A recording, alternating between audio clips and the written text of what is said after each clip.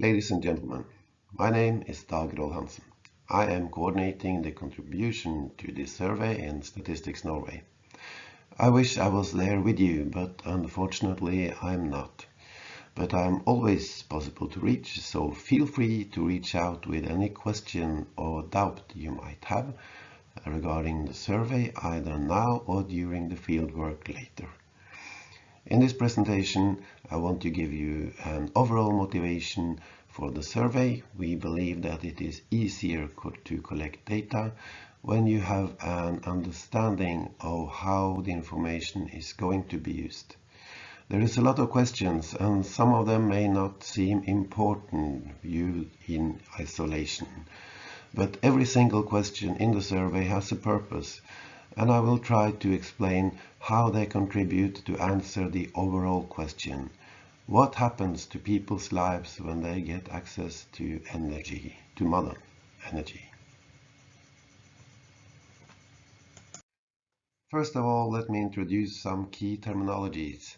The survey focuses on modern energy both when it comes to electricity and cooking.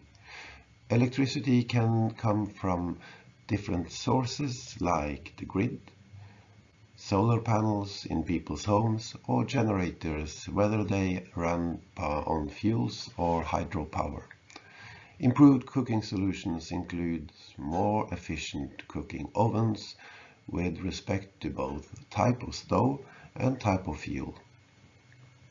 We will spend more time on understanding the different aspects of both types of modern energy in another presentation later. The questions in the survey are collected for two main purposes. Firstly, we want to measure households and communities' access to electricity and improved cooking solutions. There are different types of access, which I will return to soon. Secondly, we want to measure the impact on households of getting access to modern energy. What happens to their work opportunities, livelihoods, welfare, when they get modern energy?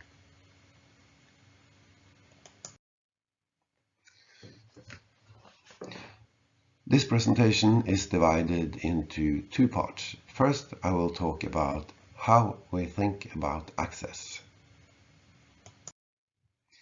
Access to modern energy is covered in one of the Sustainable Development Goals to ensure access to affordable, reliable, sustainable, and modern energy for all. These are measured by the two indicators, having access to electricity and having access to clean fuels for cooking.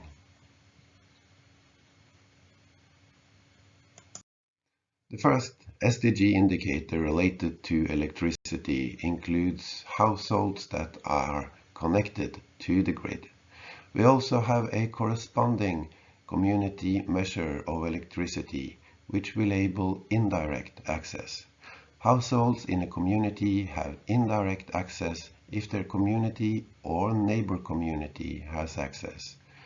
The reason for this additional definition is that households in such communities may have advantages such as street light, income opportunities generated by electricity, even if they are not connected themselves. Both the SDG indicators and the indirect measure of access are binary, meaning yes-no variables. Either you have or you don't have access.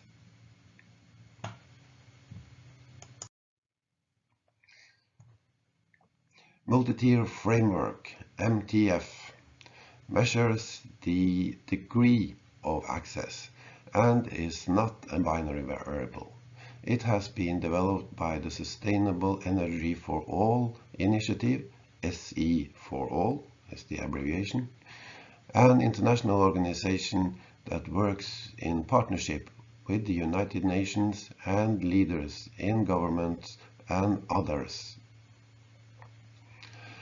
to help countries achieve the Sustainable Development Goals on energy. The multi-tier framework is defining what it means to have access to energy and how to measure it.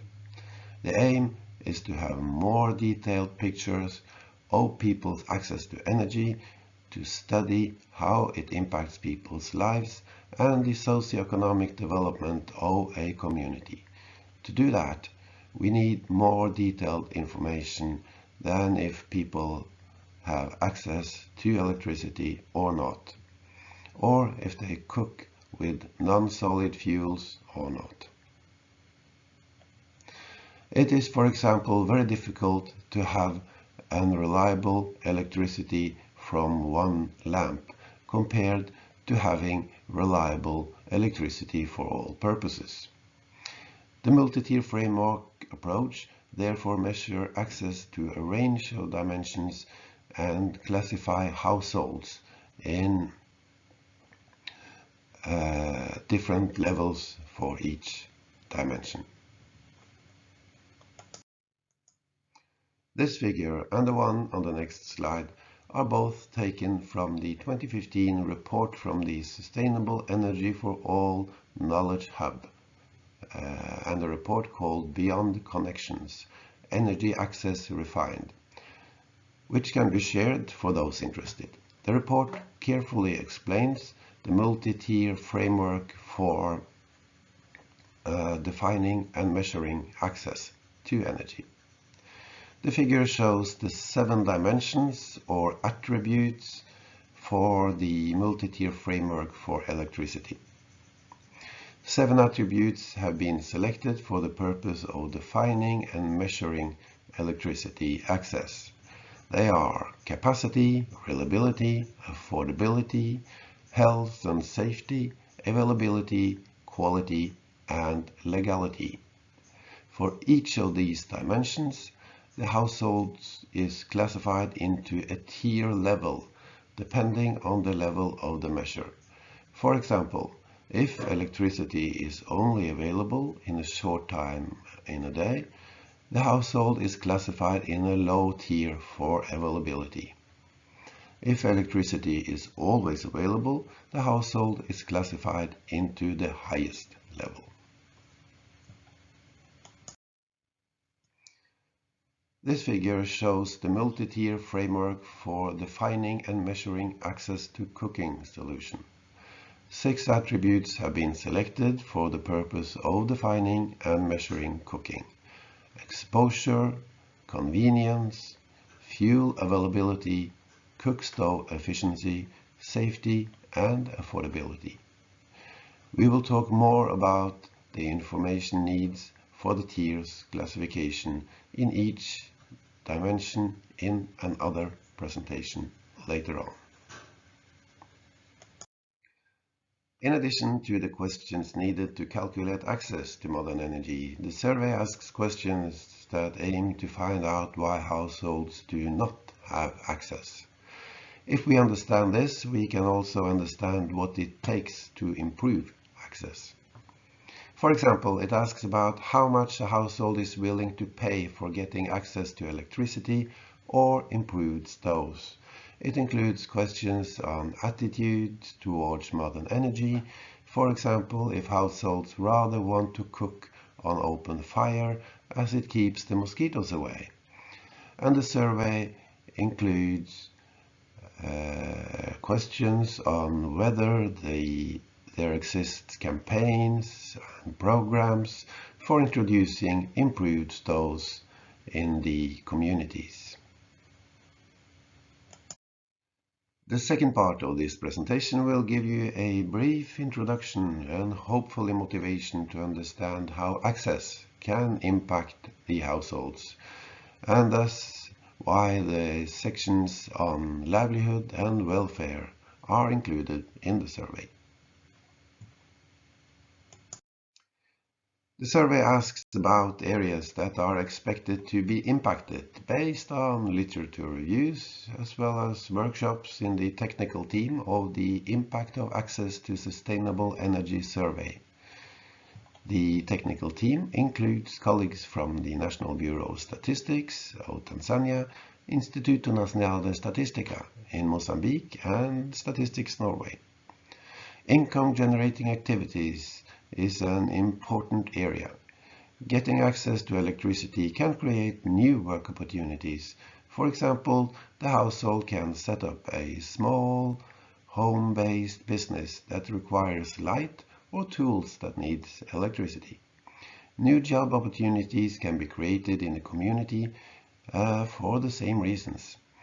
As a consequence, there may be less need to migrate to find jobs. Education is another important impact area. An example is that students can study in the evening when they have lights, which is expected to promote school performance. The information addressed in the survey on health is based on the hypothesis that improved cooking solutions induce less smoke and therefore less respiratory problems, in particular for the person responsible for cooking and for others that spend time in the cooking area. Improved cooking stoves are also requiring less fuel, and households will therefore be expected to spend less time on collecting firewood. There is also other channels that electricity can affect how time is spent in the household. For example, through more time spent working at home in the evening.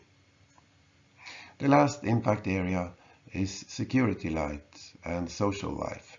Security lights in the streets are likely to make it more safe to go out and socialize or do other activities in the evening. Finally, the analysis will, to the extent possible, apply a cross-cutting gender perspective. The aim is to find out how the lives of women and girls differ from the lives of boys and men, especially related to cooking and access to energy. Therefore, individual information on, for example, occupation and time use is collected. So, is information on decision-making in the household and other information used to calculate the so-called empowerment index, aiming to measure gender equality in society. This was a brief introduction to the questionnaire. In other presentations in this training, we will go a bit deeper into the various areas, and you will also be able to go through the questionnaire in detail. We hope this will provide you with a good understanding of why each section and each question in the survey is important.